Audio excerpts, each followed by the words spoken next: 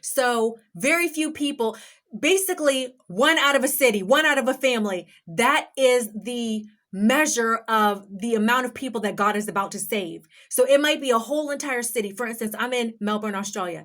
I might be the only Israelite in my city that God saves. That's where we're at right now. And then another city, God might have 2 or 3, but it's a very small amount of people that God is going to save in every place. Or out of a family, you might be the only person that God saves, the black sheep of the family, the one that everybody loves to hate, but you love God. You're the one that God's going to save. That's what we're talking about. We're talking about everybody around you persecuting you because you decide, I don't want to have random sex with strangers anymore. I don't care if you did it before. You decided now, I'm not doing it. You drew a line in the sand. Boom. From this moment forward, I'm not doing it anymore. I don't care who shows up. I don't care if Idris Elba gets saved and he now serves the Lord and he's completely single and he's trying to holla. I don't care. I ain't sleeping with nobody that I'm not married to, okay? That's where you got to be. Whoever your dream person is, who you've been dreaming of your whole life, who you would want to be out of everybody else, if that person showed up and said, it's you can choose between me or serving God, you better know I'm going to choose God every time. Every time. Every time. I'm talking about even if your kingdom spouse shows up, and your kingdom spouse is so attracted to you that your kingdom spouse wants to have sex with you before marriage, you say, we are waiting until we get married. That's how you got to carry it. That's where you got to be at this point in time. That's where I'm at.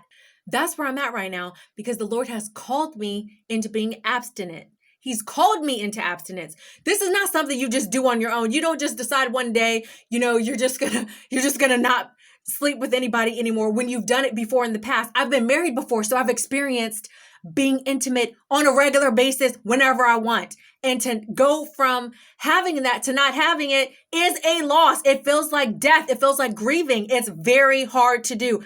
Very hard, especially when you loved your spouse and you loved everything y'all were doing together. I had to walk away from it because I had to choose God. My spouse chose the world and I chose God. So I had to part ways. I didn't want to give that up.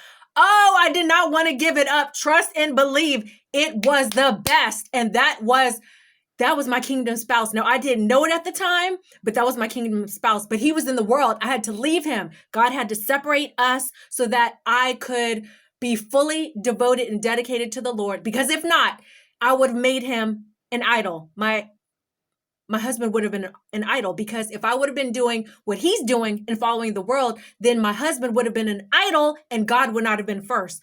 God ain't gonna let no man or woman take you away from him.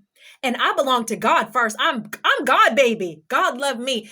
I'm the apple of his eye, and he won't let anybody, not a mother, not a father, not a sister, not a brother, not a cousin, not an uncle, not a child, not a son, not a daughter. He won't let anybody snatch you from his love, from his arms. Whatever you try to put in front of God, it could be a job. You could love your job so much. You might be single. You could love your job so much. You the first one in the door, the last one to leave. If you put that job before God, he gonna snatch it away from you. I'm gonna tell you right now, you can have no idol before God. He will not let you have nothing before him. Anything you put before him, he will take it out of your life. Trust and believe me on that, okay?